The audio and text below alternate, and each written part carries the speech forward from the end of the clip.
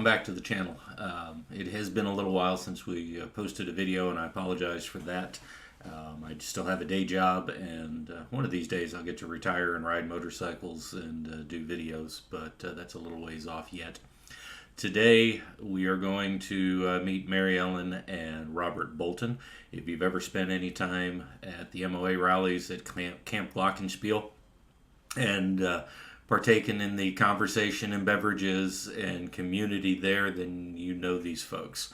If you haven't taken the opportunity to spend some time at Camp Glockenspiel, I invite you to look them up in June when you get to Lebanon, Tennessee. These folks have been riding together since 1971, and they go into a little bit of that story and how motorcycling has been part of their lives ever since, and some of the adventures they've had and how Camp Glockenspiel came about, and some of the fun we've had with that over the years. So I hope you enjoy it.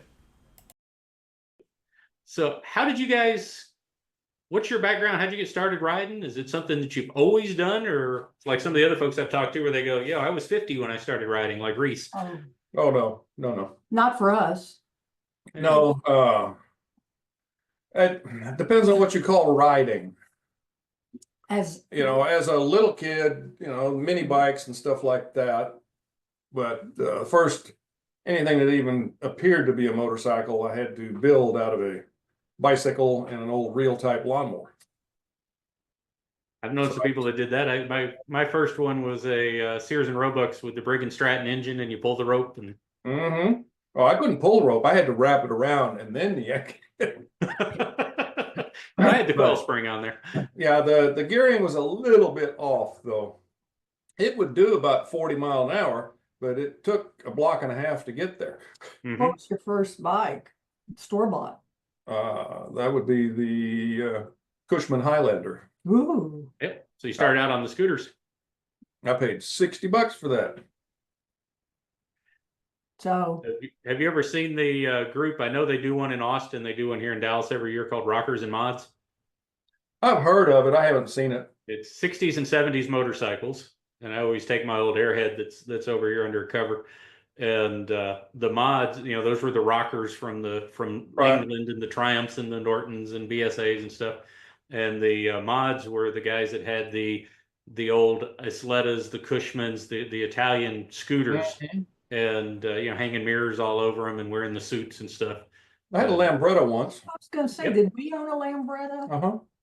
That was back in college days, so that's hard to remember. What So was your first road bike? Me or her? you Both of you you. first. I'll tell him. I say my first real true road bike would be a Honda 160 Scrambler. And ran the wheels off of that. When I met him, he had a 450 Honda, something. And I'll tell you why I got into motorcycling. So this was like, I met him like January 1971 up in Nacogdoches. Anyway, so he took me for a ride in Nacogdoches. And then back in Houston, I was on the back of his 450 Honda, and he and his buddy, unbeknownst to me, liked to do wheelies through the lights, tandem, just parallel. But he didn't tell me that he did that. I didn't fall off. But after a few times of doing that, it's like, I'd like my own motorcycle. I'd You like, just wanted a good hug. so, but he didn't. I learned that blip, and then it was like, hang on. The first time though was a real shocker. She figured. I figured it out real hurt, but it was kind of neat. All the traffic would stop as these two bikes. I think he was on the Kawasaki and Robert on the. No, he was on a 450. Okay, they would just We're go both on tandem through the lights, creating havoc. Through third gear. So Yeah. anyway, my first bike, I got a 160 Honda.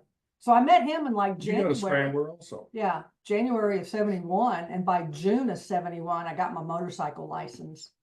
I was Good deal. still 18, so that was 50. It'll be 52 years ago. 54 years ago. You lost a few in there. God. He was But a you bad know what? influence. I did not think anything was weird about women riding. I don't know why. It just didn't, It was normal. it was normal. It seemed you. normal. And then once we got into the BMW group community, Right. I got my first BMW. He bought the basket case, my bike that I ride now, in 76, and he built it in 1977, had the first trip. But, And that's when it still had the /2 500 motor. oh, our Which first, one did you have? that, She had a 65 model /2, yeah, Okay. the 500. And we run it up into Pinawa, Manitoba. the first trip, yeah, September of 1977. I'm the one that instigates trips. I said, let's go visit your cousins up in Pinawa, Manitoba. His cousin was a Mountie. And I didn't really realize that it got cold up there.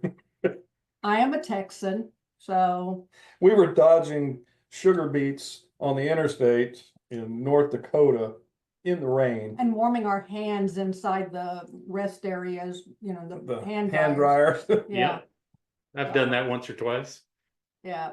But we made it up there. There was a over 5,000-mile trip. Yeah. With no issues, except for my bike being zero. I mean, what, 24 horsepower Max. max? It was so. I was on a Moto Guzzi 750. Okay. And we rode down in the bottom of Canyonlands down Schaefer Trail. Yeah.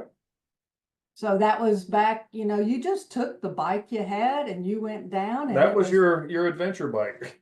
the Yep. Schaefer Trail. I see pictures of it and it's all groomed and widened.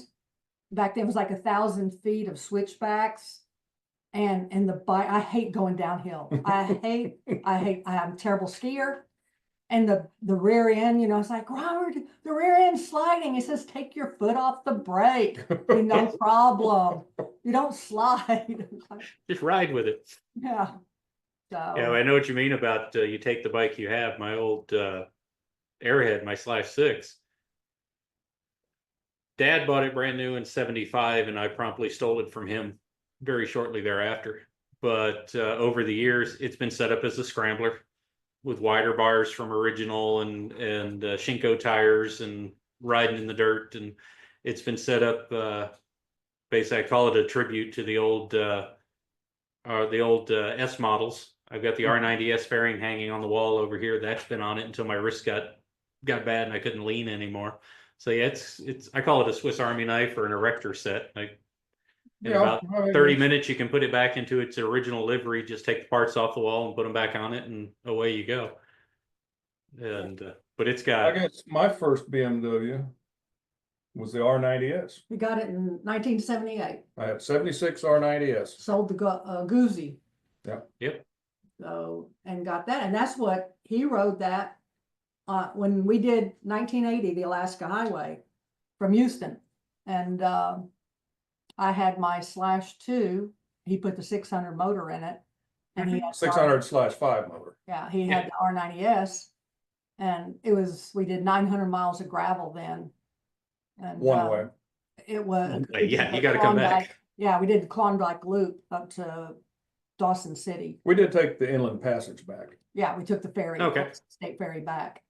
And I remember people saying, you should write an article about that, riding the Alaska Highway. I said, people have done that. You know, They don't want to see. Not on the suspension on a /2. And this was in 1980. But people used to tell them you can't tour on an R90S. Why not? I didn't have a big fairing and big saddlebags. Oh, we had. I've got a set of Krauser bags that'll fit on an R90S sitting up in the attic right now. Oh, I mean, Yeah. that trip was very exhilarating. I had been dreaming of that. My mother, growing up, that's all I heard my mother say was, I want to go to Alaska. I want to go to Alaska. So when we got married, I said, I want to go to Alaska and we're taking motorcycles. And he's like, oh, okay.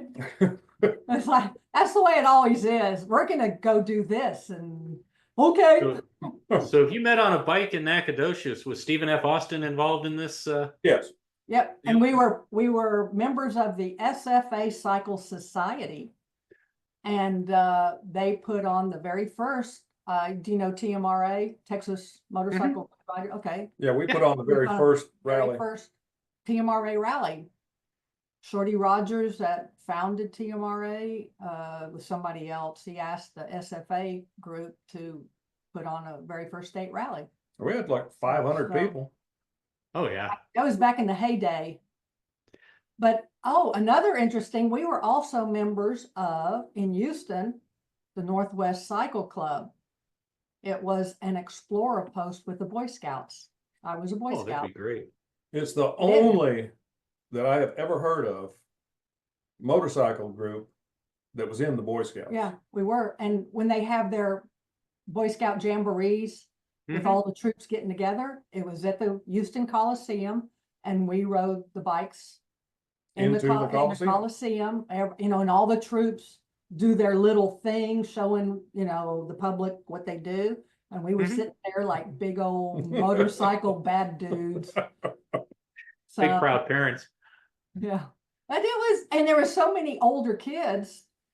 There was very few under the age of 18, maybe just 3 or 4, and the rest of us were like college, college age and stuff. adult leaders. We were adult, we were associate leaders or something. Must have Yes, been you were the 10 adult associate- supervision in this. Yeah, so it was just fun and different. I didn't Imagine know what the why. insurance would cost if we tried to do something like that today. Hmm. No, we didn't think about anything like that. Yeah, we went to Yeah. Rancho Sema out at, you know, Hill Country.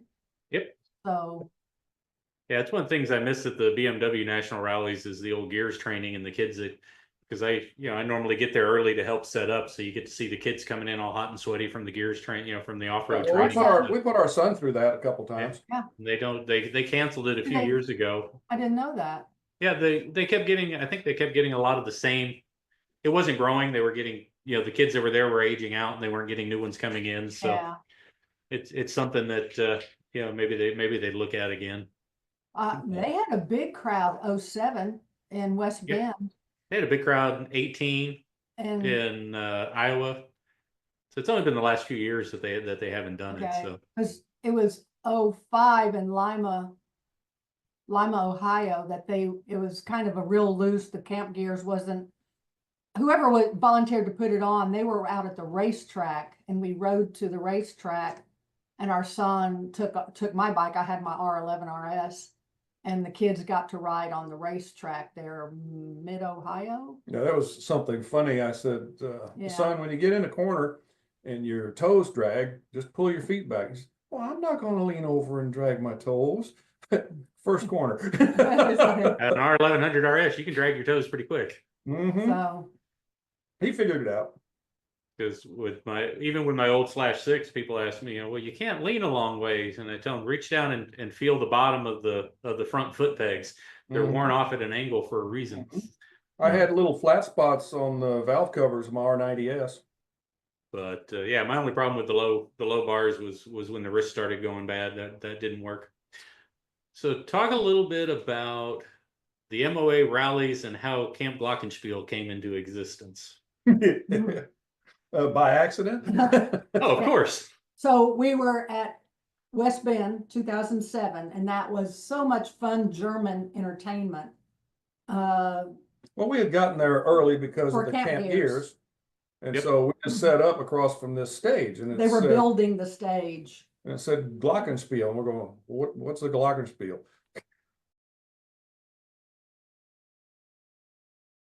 And we didn't know until the live Glockenspiel, they come out and do their shtick, you Mhm. know, the music and the accordion and the. We saw banjo. every show. Yeah. Oh, I bet you heard every show at least. We heard it all. And the family camp next to us was from North Houston Woodlands area, and they were there early also for their son to do that. So, and then our buddy from Atlanta we met up with him again. Anyway, after everything is over, they're tearing down the tents and they're tearing down the stages, and they start throwing away all these signs. Our friend Dave McConaughey picks up the sign out of the garbage or something, and I took it home. He's got a trailer. We got two of them. So we got 2 signs. I brought them back. I'm proud to say I have signed my signature is on those Yep. signs. Yep. Sadly, a lot of the signatures have faded. That fade proof Sharpie is Not. yeah. It's been a little while. True. It true. has been. I brought them back. Let's see, that was 2007. 2008 was Gillette, Wyoming. I brought them back, carried them, and I added the camp.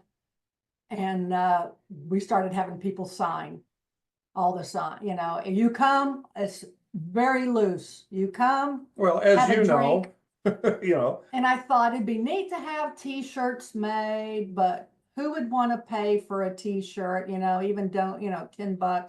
And it's like nobody would, they don't care. But come sit, sign the sign, have a drink, and you're a member instantly. And then it's just been the past couple of years, I don't know, 3 or 4 years, I decided I'm going to put, you know, people are eating the food. I'm going to put a donation jar out. So we have our own donation for the charity. And I'll tell Every people, year. yeah, here's some beer. Here's the donation jar. That's right. So, yeah. but you know, we've gotten We as did much. over $500. So from our little ragtag group. So, and that's why I'll keep it going. I feel like I'm the matriarch. I It's a have fun to, group. you know, have to come, have to go, have to do it, you know. And if you're there, we'll feed you. You know. Well, and it's not a shy group. If I remember right, last year we just took over one of the venues where they were planning a dinner to have a birthday party after hours Oh yeah, For Miss when it was Alice. cold. yeah. Well, I Oh, mean, was there supposed to be something there? Now I think we went in after. Oh, okay.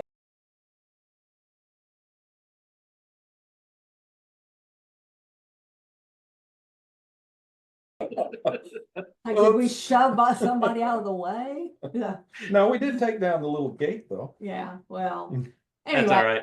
The Well, wind that was kept blowing special. those down all week anyway. yeah, I mean, Miss Alice's 80th birthday, that's special. We did her 75th at Lebanon, Tennessee. Yeah. So, yep, So you ready to go back to Lebanon this year? yep, I gotta finish putting her bike back together since it kind of broke on the way to Redmond. it sat in Utah for a month. But Yes. it's wonderful. You get the MOA Anonymous book and you call somebody and they came and They picked up the bike and he Oh, said, yeah. yeah, I can store it for you till you can figure out how to get it home. So, Oh, that's great. yeah, it worked out fine. Now you just need your mechanic to spend some time getting it running again. Yeah, well, there's been a lot of things. I'll in be the out there way. tomorrow. Yeah, at least the weather's a little better. So between company and I made him get the Trail 90 going. So he got that running for family Christmas. So running around through the woods on the Trail 90. Oh, that's nice.